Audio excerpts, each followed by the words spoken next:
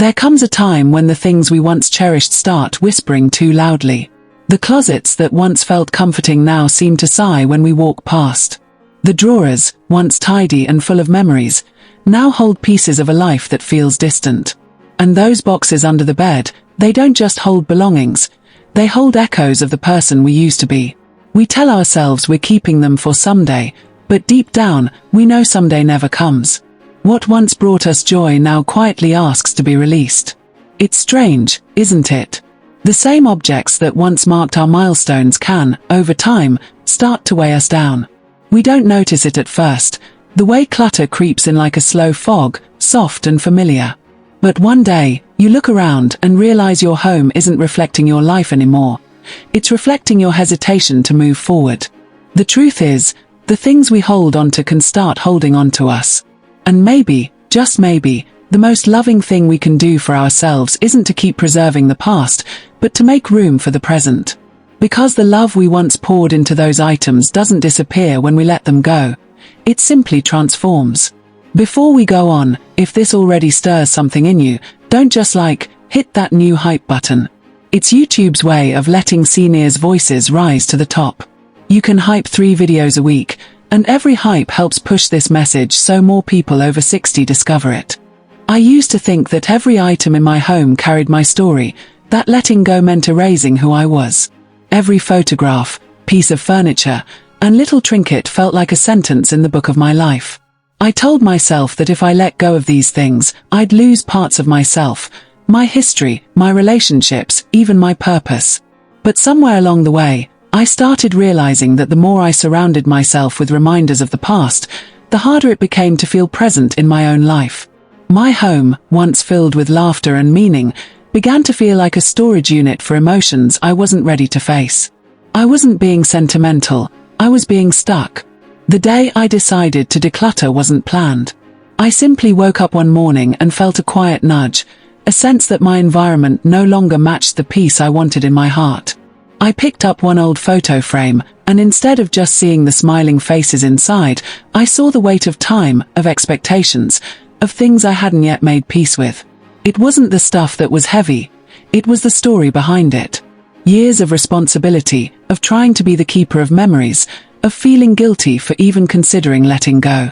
That's when I realized, decluttering isn't about cleaning a room. It's about cleansing your heart.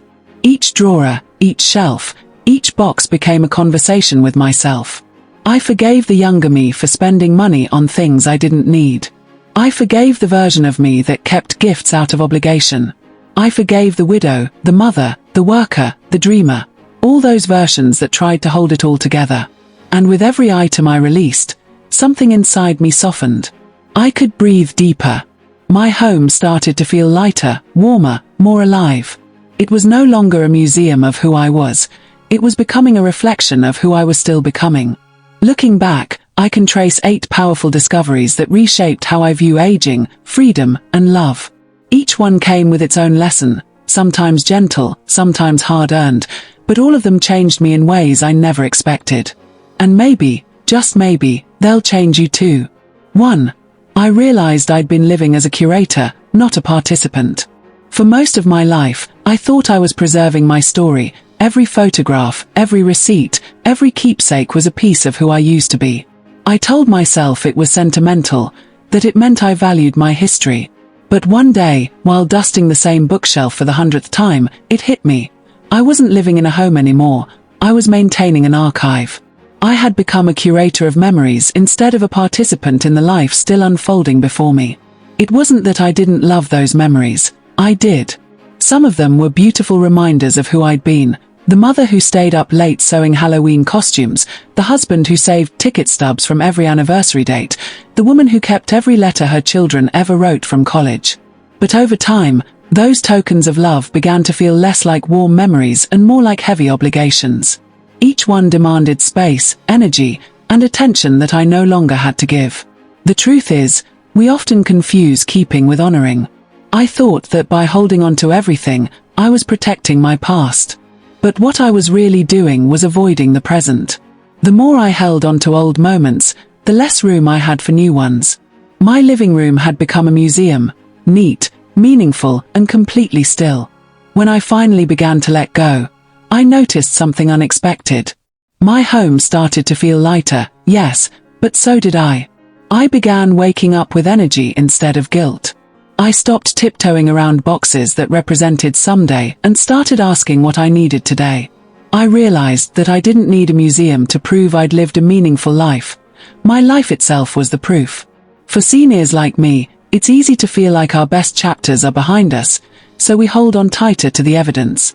But decluttering taught me that love and meaning don't fade when we release the objects tied to them. In fact, they grow. Because when we stop curating the past, we finally step back into the story that's still being written, the one we get to live right now. 2. I learned that clutter was my silent form of control. For years, I found comfort in knowing exactly where everything was, the receipts tucked in drawers just in case, the extra linens I might need someday, the stacks of letters and souvenirs that whispered, "You still matter." My home was predictable, stable, and filled with familiar things. And yet, deep down, I knew something wasn't right. That sense of order I thought I'd built wasn't peace, it was control. It was my way of holding the world still when everything else felt like it was slipping beyond my reach. You see, aging teaches us humility in the most unexpected ways. Our bodies change. Friends move away or pass on. Children grow into lives of their own. Technology evolves faster than we can blink. And in the middle of all that, clutter can start to feel like an anchor, a way to keep something, anything, the same.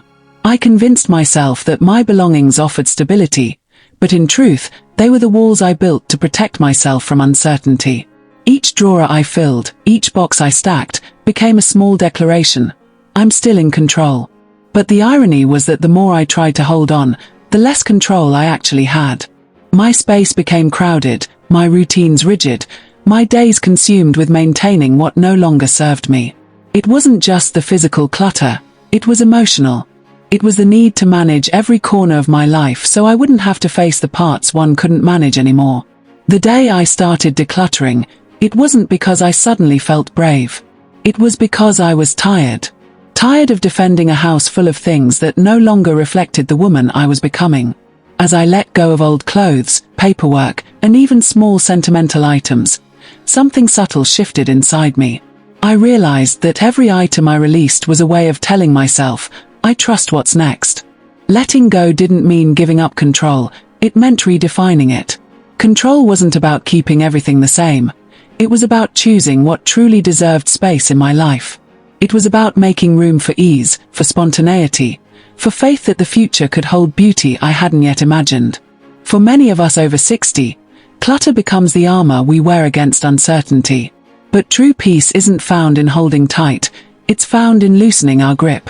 When I stopped trying to control everything through my possessions, I discovered something far more powerful than predictability. I found trust. Trust in myself. Trust in change. And trust that even as life shifts, I can still stand steady in who I am. 3. I discovered that my space was telling my story without me saying a word. It happened one quiet Sunday afternoon when my grandchildren came to visit. They were playing hide and seek, darting between furniture and laughing in that carefree way only children can. I stood there watching them, smiling, until I noticed something through their eyes. My home, the place I'd always thought of as warm and welcoming, suddenly looked crowded. Not cozy, but cluttered. Every surface carried something: framed photos, souvenirs, gifts, papers, mementos of decades past. It felt like the house was whispering, "This is who I was," over and over again. That day, I realized something powerful: our homes tell stories, whether we intend them to or not. And mine was stuck in the past. It spoke of years when I was raising children, working long hours, attending every family gathering. But it didn't say a word about who I was now, a woman rediscovering herself after 60, learning to live slower, simpler, freer.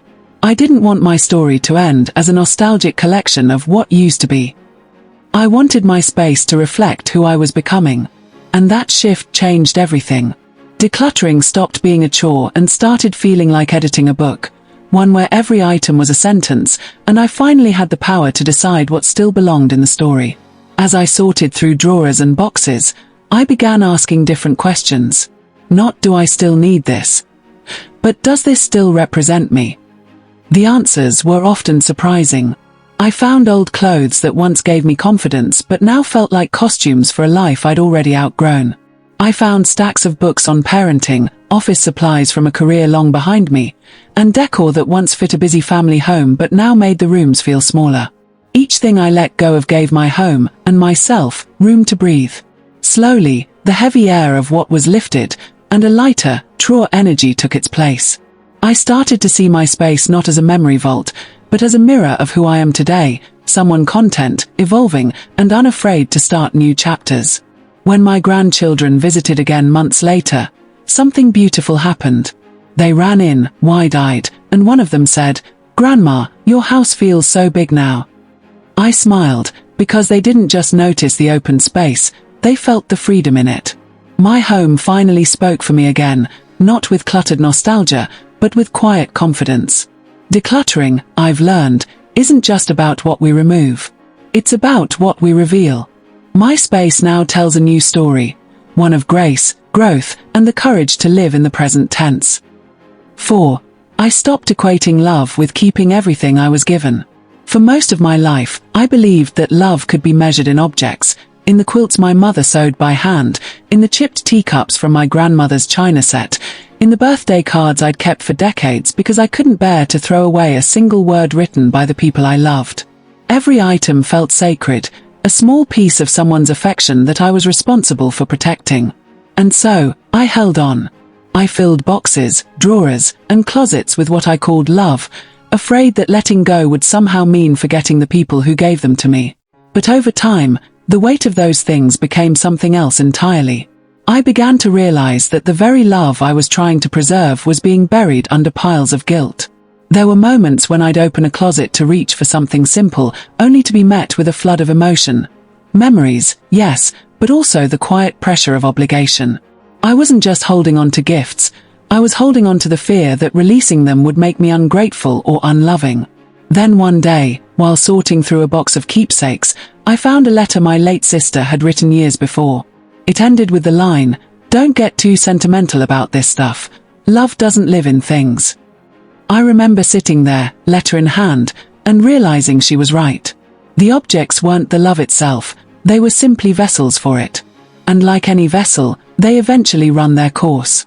The love had already been lived, already been shared, already been felt.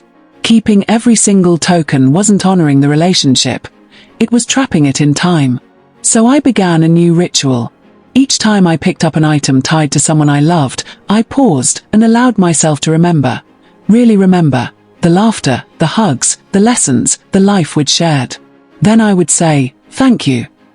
Sometimes I kept the item. Other times, I let it go. But either way, the love remained, undiminished. I've learned that true love isn't fragile. It doesn't depend on a sweater, a mug, or a photo album to stay alive. It lives in us, in the way we speak, in the way we remember, and in the way we continue to love even after things are gone.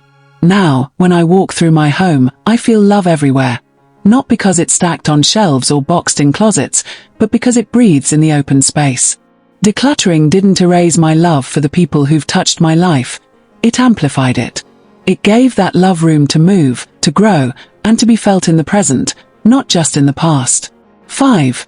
I found that empty space invites new purpose. For years, I couldn't remember the last time I saw an empty table in my home. Every surface had a purpose, or at least, that's what I told myself. The dining table doubled as a storage zone for mail, newspapers, unfinished projects, and important things that somehow never found a permanent home. The guest room became a holding area for items that didn't fit anywhere else. Even my nightstand was a miniature archive. Books I meant to read, old receipts, photos waiting for frames. The clutter didn't just fill the room, it filled every quiet moment with noise. When I finally started clearing things away, I wasn't expecting transformation. I just wanted to breathe again. But what surprised me wasn't the clean surfaces, it was the silence that followed. The kind of silence that isn't empty, but peaceful. For the first time in years, my home didn't feel crowded with yesterday's plans. It felt open, almost like it was waiting for something new. At first, That openness was uncomfortable. There's a strange kind of vulnerability in empty space. It forces you to face what you've been avoiding, your next chapter, your creativity, your longing for something more. But as I sat in my newly cleared living room, sunlight spilling across a bare table, I felt something shift. My mind, once cluttered like my home, began to unclench. Ideas started bubbling up again. Gentle, unhurried thoughts that had been drowned out by the noise of too much. One morning, I picked up an old paintbrush I hadn't touched in over 20 years. I didn't plan it, I just felt drawn to it. Another day, I started writing notes to my future self, small reflections about what I was learning, who I was becoming. And just like that, my space transformed into something I hadn't felt in a long time. Possibility. That's when I realized, empty space isn't a void. It's an invitation. It's the physical form of hope, a quiet declaration that says, I'm ready for what's next. For seniors like me, it's easy to believe that our best years are behind us, that the clutter represents the fullness of life we once had. But I've come to see it differently. The space I've created isn't about what I've lost. It's about what I'm now free to discover. Now, when I see a clear table, I don't rush to cover it. I leave it open, knowing it's a reminder that my story isn't finished. Sometimes, the most loving thing we can do for ourselves is to give our lives, and our homes, enough room to grow into what's next. 6. I realized decluttering can be a way of saying goodbye on my own terms. No one really talks about how emotional decluttering can be. We think it's just about sorting through things, but sometimes, it's about facing feelings we've quietly stored away. The grief, the endings, the parts of life that didn't get a proper goodbye. I didn't know how much of my past I had tucked into drawers and boxes until I started opening them. It wasn't clutter I was avoiding, it was closure. There was a box in the back of my closet that I hadn't touched in over a decade. Inside were my late husband's glasses, his old watch, a few notes we'd left each other on kitchen counters during busy mornings. I thought keeping them made me feel close to him. But as I sat there holding those things, I realized I hadn't felt closeness, I'd felt stuck. That box was a wound I'd refused to let heal. Grief has no timeline, and letting go doesn't mean forgetting. It means giving yourself permission to live without holding pain so tightly. Decluttering gave me that permission. As I went through each item, I allowed myself to remember, to cry, and sometimes to smile. I said goodbye in a way that felt sacred, not rushed, not pressured, but gentle. There were other moments of farewell too, not just to people, but to versions of myself. The career woman who once thrived on structure and deadlines. The young mother who thought her worth depended on being needed every second. The woman who thought she had to hold everything together. As I cleared space, I found myself whispering thank you. Thank you for who I was, for what I gave, for what I survived. And then, I let those pieces rest. That's the quiet power of decluttering that no one tells you about. It gives you the chance to say goodbye on your own terms. You're not forced by time or circumstance. You choose what to keep, what to honor, and what to release. And in doing so, you make peace with the fact that every goodbye carries within it a new beginning. Now, when I walk past the space where that box once sat, I don't feel emptiness. I feel calm. I've learned that holding on doesn't preserve love, it preserves longing. Letting go allows love to evolve into memory, and memory into strength. Decluttering became my way of honoring the past while stepping gently, courageously, into the present. Because sometimes, healing isn't about moving on, it's about letting go, slowly, tenderly, and finally, on your own terms. 7. I understood that decluttering isn't about dying, it's about staying fully alive. When I first started letting things go, a few friends gently asked if I was getting things in order. I knew what they meant. It's the polite way people talk about aging, as if clearing space means preparing to leave. But that couldn't be further from what I was doing. I wasn't getting ready to end anything. I was finally learning how to begin again. Decluttering, for me, became less about death and more about vitality. It wasn't about making things easier for someone else later.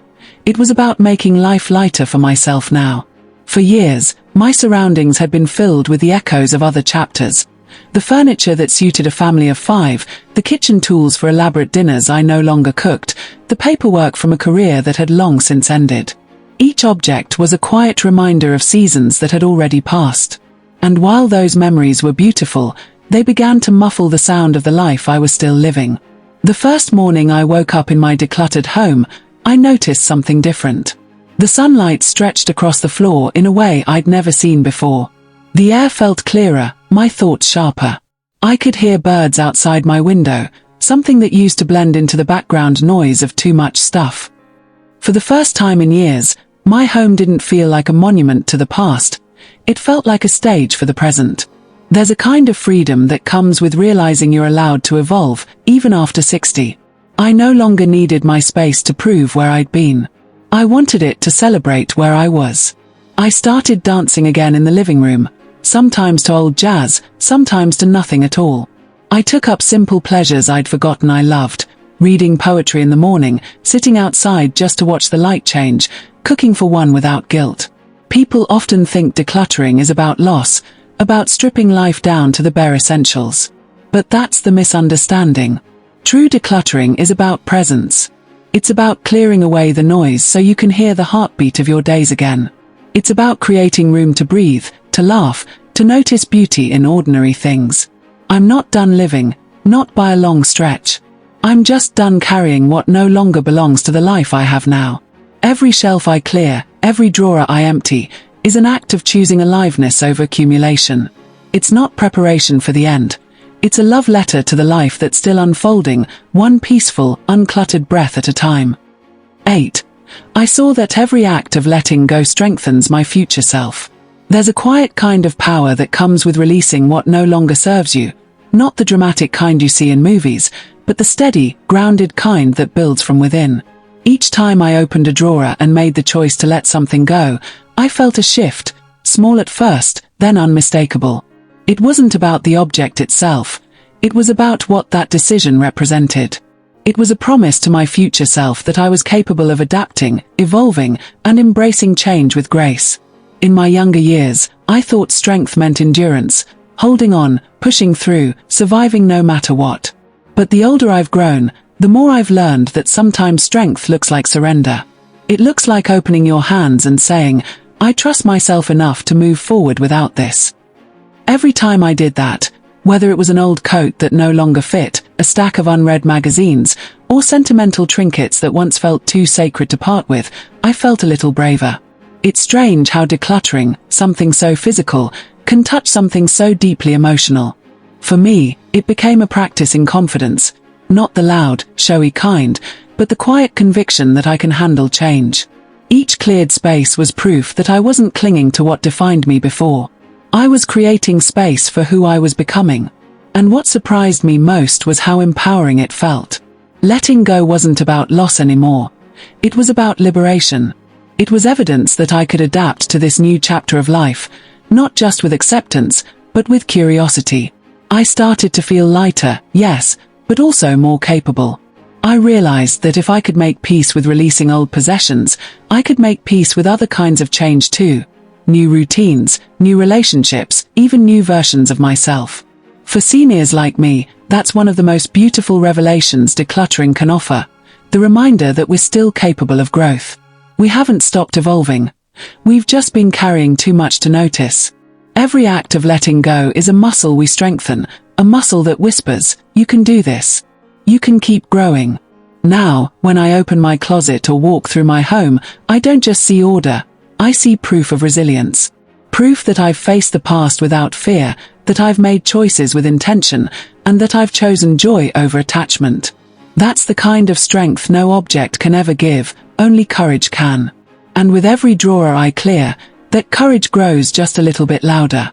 There's something extraordinary that happens when your space begins to mirror your soul instead of your storage. Today, my home no longer feels like a museum of what used to be. It feels like a living, breathing reflection of who I am right now. Every shelf, every corner, every surface tells a story of renewal. It's lighter, calmer, more intentional. Decluttering didn't erase my memories, it gave them boundaries, letting them rest peacefully in the past while I live fully in the present. There was a time when I couldn't walk through a room without feeling haunted by yesterday, by who I used to be, what I used to do, or what I once hoped for.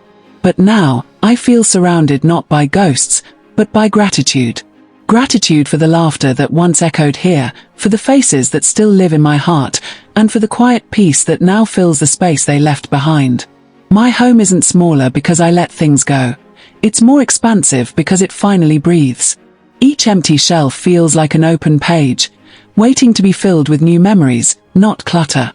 Each clear table feels like an invitation to start something, a new hobby, a new dream, or simply a new moment of rest. The beauty of this transformation isn't just physical, it's deeply emotional. I've discovered that when we stop clinging to what was, we give ourselves permission to experience what is, and what could still be. If there's one truth this journey has taught me, it's this: love isn't measured by how tightly we hold on.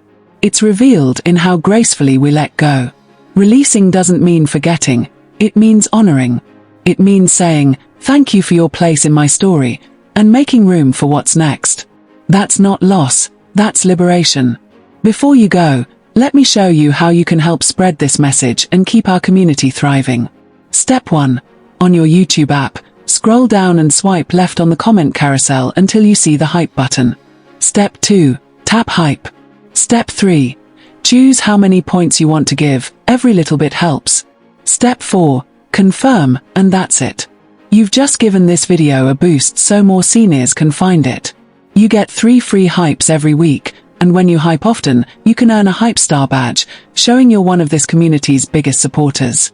And while you're here, don't forget to like, subscribe, and turn on notifications.